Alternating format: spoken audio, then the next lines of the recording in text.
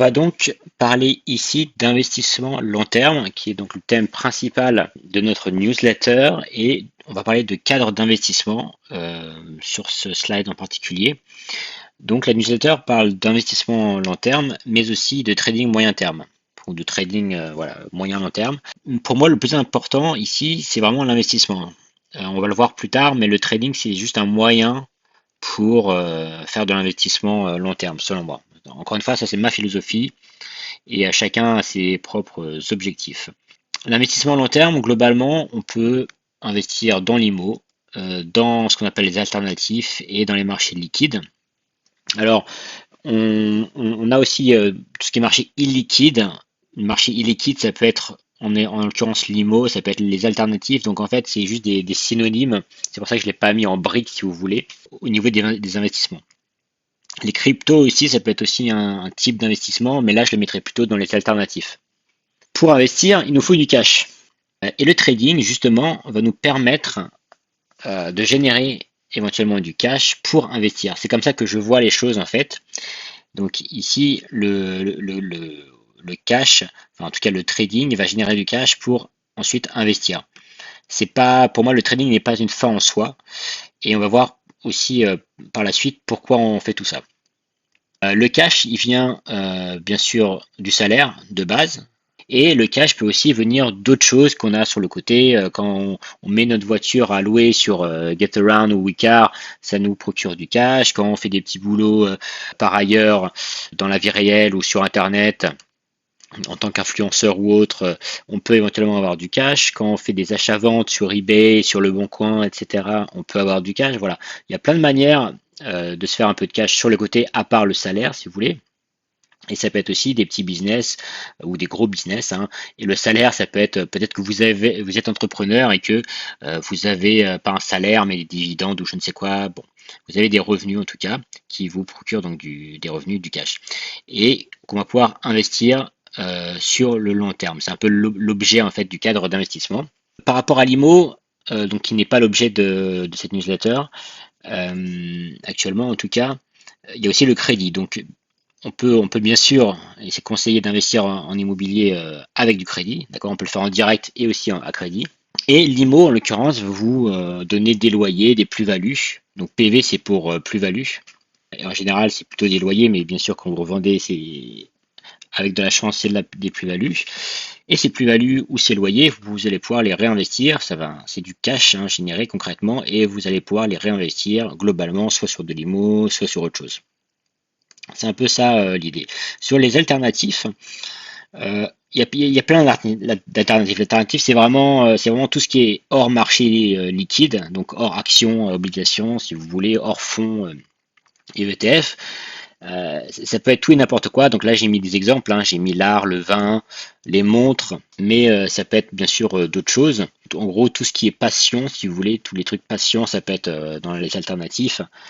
Vous êtes passionné de timbres, de je ne sais quoi, de pièces de monnaie ou de voitures ou autre, ça peut être là-dedans.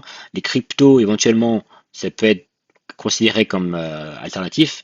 On pourrait éventuellement les mettre dans marché liquide, puisque c'est assez liquide. Les alternatifs en général, ça va vous procurer des plus-values. Alors, ça peut aussi vous donner des revenus récurrents, hein. Si vous avez par exemple, je sais pas moi, des vaches laitières ou quelque chose qui vous donne du liquide de façon régulière. Et ça, bien sûr, ces plus-values-là, vous allez pouvoir les réinvestir hein, globalement, soit sur la même chose, soit globalement sur l'investissement long terme. Si on regarde les marchés liquides maintenant, vous avez des actions, des fonds. Alors quand je mets actions, ça peut être bien sûr, enfin fonds, actions et fonds. J'ai pas mis ici, mais ça peut être des obligations aussi. C'est tout ce qui est sur vos assurances vie, PEA, compte titres, tout ce que vous pouvez acheter sur ces fonds-là, sur ces enveloppes-là. Donc l'assurance vie, PEA ou compte titre ordinaire, c'est des enveloppes fiscales, d'accord? C'est les supports. Mais voilà, tout ça c'est du marché liquide. Vous achetez, vous vendez, c'est rapide, il n'y a pas de souci. En général, les marchés liquides, ils vous procurent des plus-values et des dividendes, soit l'un, soit l'autre, soit les deux. D'accord? Typiquement, les actions, vous avez des dividendes chaque année. Vous avez ici éventuellement des plus-values ou des moins-values. Alors, bien sûr, tous ces, toutes ces classes d'actifs, ils sont plus ou moins risqués, hein, d'accord. Et il y a des stratégies bien particulières dans chacune de ces classes d'actifs. Juste pour finir sur le marché liquide, vous avez des plus-values et des dividendes que bien sûr vous pouvez réinvestir de façon automatique ou pas dans ces mêmes marchés. Si une action vous donne un dividende, vous pouvez bien sûr le réinvestir dans cette même action ou dans d'autres actions ou sortir le dividende. Et alors bien sûr il y a de la fiscalité, hein. Donc tout ça bien sûr c'est pas un cours sur la fiscalité ici, mais bien sûr que la fiscalité s'applique dans tout ça. Vous allez pouvoir réinvestir, ça va vous donner du cash que vous allez pouvoir réinvestir dans toutes ces autres classes d'actifs sur le long terme. Alors comme je vous l'ai dit, le sujet un peu de la newsletter, c'est le trading moyen terme, moyen long terme et l'investissement long terme. Alors ça, c'est ce qu'on appelle un cadre d'investissement. Enfin, en tout cas, c'est le mien. C'est comme ça que je vois les choses. Ça peut ne pas du tout être votre cas. Peut-être que pour vous, le trading, c'est en rouge, je dirais, c'est très important et ça vous permet de faire d'autres choses. Globalement, comment je vois les choses moi, c'est que j'utilise le salaire, le trading ou les autres petites choses à côté qui génèrent du cash pour pouvoir investir. D'accord? Au-delà du crédit IMO, etc. Maintenant, l'idée, c'est de se dire pourquoi on fait tout ça? Parce que c'est bien beau d'investir dans les marchés, on est content, mais pourquoi on fait ça? Pourquoi on fait pas d'autres choses? On va pas jouer au tennis ou autre, enfin on peut le faire bien sûr. Et donc pour moi, personnellement, c'est pour après pouvoir réaliser des projets personnels. En général, enfin les projets personnels, ils n'ont pas forcément tous besoin de cash, hein. D'ailleurs, on peut aussi mettre du crédit, hein, réaliser nos projets avec du crédit. Mais en général, que ce soit cash ou crédit, enfin le crédit c'est quoi? C'est du cash, hein, finalement. C'est juste que c'est pas votre cash à vous, mais c'est quand même du cash. Pour réaliser vos projets personnels, ça peut être des voyages, ça peut être tout et n'importe quoi, ça peut être l'achat de biens, de maisons, de biens divers et variés, de faire plaisir à quelqu'un, peu importe, déménager, j'en sais rien. Ça peut être tout ce que vous voulez, ça peut être les études de vos enfants, ça peut être préparer sa retraite, ça peut être plein de choses.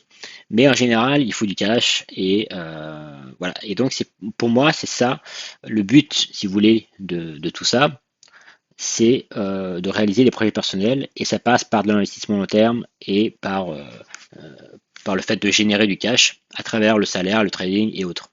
Et donc, par bien sûr l'investissement, toutes les petites flèches vertes en pointillé, c'est du cash qui revient grâce à l'investissement. Donc sur la newsletter investisseur, ce qu'on va regarder concrètement, et ce qu'on regarde concrètement, c'est le trading, hein, d'accord, moyen terme sur plusieurs semaines, plusieurs mois, et l'investissement, mais plus particulièrement tout ce qui est marché liquide, d'accord. C'est un peu ça le sujet de la newsletter, hein, c'est le trading et l'investissement long terme à travers les marchés liquides. À l'heure d'aujourd'hui, je ne parle pas d'IMO, il y a des milliers de stratégies, des centaines de stratégies en IMO. Je ne parle pas d'investissement alternatif, AR20 ou autre, tout ce que vous voulez, c'est très spécifique. Je parle vraiment des marchés liquides, actions, fonds, allocations, stratégies d'investissement sur le marché liquide, donc, et le trading avec des stratégies qu'on voit au fur et à mesure tout le long de l'année avec les newsletters investisseurs. Maintenant, on va parler plus concrètement des allocations d'actifs, puisque ça, c'est le cadre d'investissement global, d'accord? Mais dans chaque partie, par exemple, dans chaque brique ici de l'IMO, de l'alternative, des marchés liquides, et dans chaque sous-brique, hein, on peut creuser en sous-catégorie à chaque fois, on peut réaliser des allocations. Typiquement, dans les actions, vous savez, il y a des petites et moyennes capitalisations, il y a les zones géographiques, il y a les values, les actions de croissance. Bref, c'est très. On peut rentrer vraiment dans le détail par rapport à tout ça. Donc, dans chaque brique, on peut faire une allocation d'actifs. On peut faire une allocation d'actifs globale, c'est ce qu'on va voir là tout de suite après. Et après, on peut faire des allocations d'actifs plus dans le détail.